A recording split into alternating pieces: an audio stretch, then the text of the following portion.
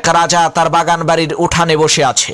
এমন সময় এক লোক হাতে করে একটি মোরগ নিয়ে সেই রাজার সামনে উপস্থিত হলো। তখন রাজা মশাই বলল, কি ব্যাপার, এই মোরগ নিয়ে তুমি আমার কাছে আসছো কেন? তখন সেই লোকটি বলল, রাজা মশাই, আপনার নামে বাজি ধরে এই মোরগটি আমি জিতেছি, তাই খুশি হয়ে উপহার হিসেবে এই মোরগটা আপনার কাছে নিয়ে আসলাম। রাজা বলল, মাশাআল্লাহ, ভালোই করছো, দাও মোরগটা আমাকে দাও, আমি এটাকে ভুনা করে খাবো। 3 দিন পর আবার সেই লোকটি একটি ছাগল নিয়ে সেই রাজার দরবারে উপস্থিত হয়ে বলছে, রাজা মশাই, আপনার নামে বাজি ধরে এই ছাগলটিও আমি জিতেছি।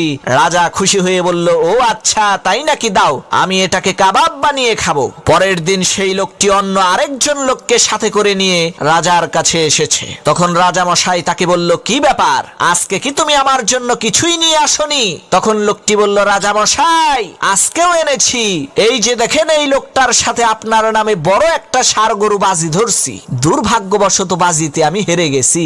এখন এই লোকটি আপনার কাছে এসেছে তার ষাঁড় গরুটা নিতে, দয়া করে লোকটাকে বড় একটা ষাঁড় গরু দিয়ে দেন। লোকটার এই কথা শুনে রাজামশাই বলল, সর্বনাশ, বলিস কি, তুই তো আমারে ফাঁসাইয়া দিলি।